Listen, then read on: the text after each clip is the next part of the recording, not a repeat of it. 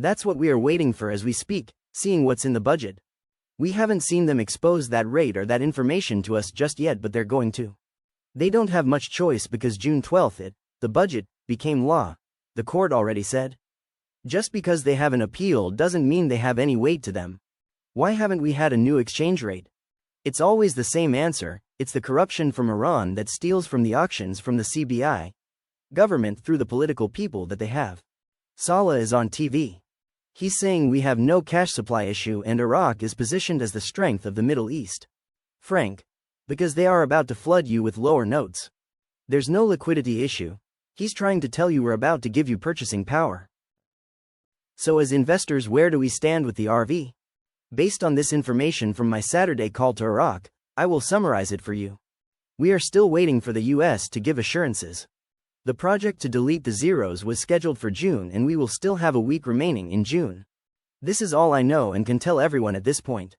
But I will tell you that I was told last month that for us to see the RV, there was only 2 phases and that they were completing the second phase in June.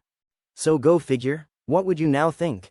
She, my CBI contact, said that her committee was directed to be ready in June and did plan in June to begin the project to delete the zeros, but the central bank has not yet received the assurances needed in writing from the US Treasury that they would support us fully all the way through the process.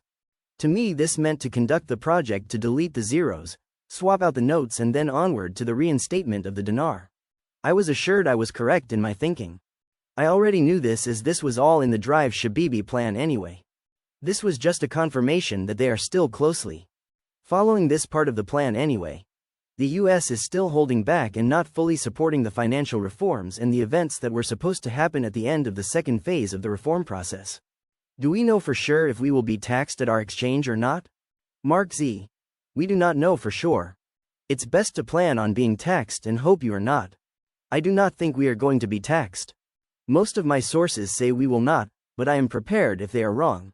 I strongly believe the rate is contained in a budget, not the budget, but a budget, because you got 3 of them that we're dealing with. You can stop asking question about the budget. It's all there.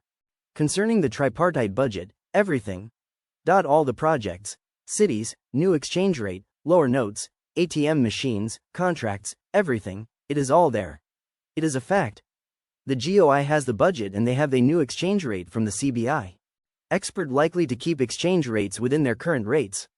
It's not going to happen that quickly. There's so many more hurdles for Iraq to jump through.